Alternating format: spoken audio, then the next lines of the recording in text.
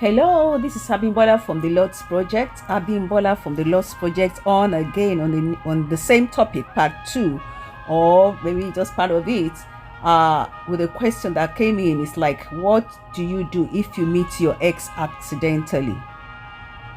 You never planned to meet him or her. You just bump each other accidentally. Maybe you enter into an office and the person has to be the one that you have to deal with, or a business deal brings both of you together, or anything. It could be in church, it could be anywhere on earth, but you're put in a situation where you have to meet and talk and it's accidental. What do you do? Number one, do not pretend as if he or she never existed. Don't. Even to people around you. The truth always prevails, especially as a child of God. You need to speak. You see, when you're walking in truth, it will free you from every form of guilt and every form of mistake. Because when you lie about the situation, you lie to yourself, or you lie to people around you about whatever it is that went on or is going on, you find out that you keep having to tell so many other lies to follow. Maybe with time, if you have time, I'll tell you stories that will make you understand what exactly I'm talking about. Be civil.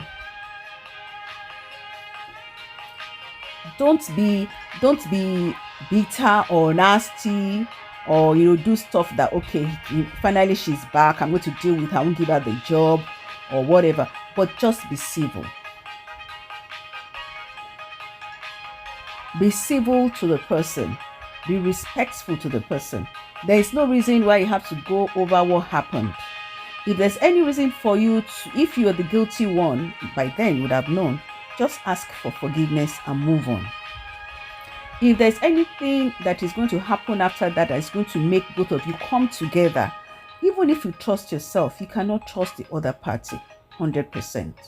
Or things may grow again that may destroy your present, especially if you have a present relationship that you value so much.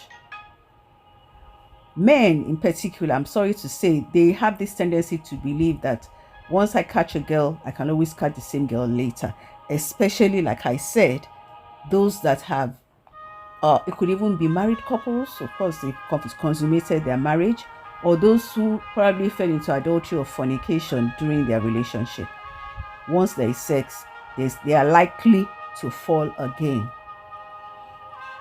So let's say this man or this woman comes to your office and he is supposed to be your assistant, and it happens to be the best, and the person happens to be is going to be your personal assistant. Do you know what you will do? You won't employ such a person if you're wise. Don't say I can manage it. No. You may be nice enough to help that person to get an employment somewhere else, or even if she wasn't an ex anyway, you are there. You are to choose who you want to be. But I'm telling you something: don't ever bring an ex so close to you, so that you will not fall into temptation. Okay? Then let your present, when there's an ex, there's a present. Let the person you are with presently know every detail. If you keep it a secret, the secret will soon find you out. Let him or her know every detail. Oh, I met my ex-girlfriend. I met my ex-boyfriend. Remember, so I told you. Even if you did not even tell him that person, add it to the list. Okay? If they want to help, let them help. If you have to deal with them, if you're a couple now, both of you deal with them together. That is what love is all about. Anything can happen in the process of a relationship. Together you fight any war, even emotional war. If your partner is still has some feelings for that person or some other thing, together you will deal with it. And you know what? It's easier to deal with it as Christians on your knees. That's why we're asking you to come to Christ.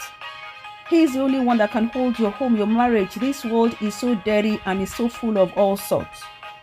Anyway, I have to round up. My name is Abimbola from the Lord's Project, and we'll meet at the next episode. God bless you. Abimbola from the Lord's Project. Bye.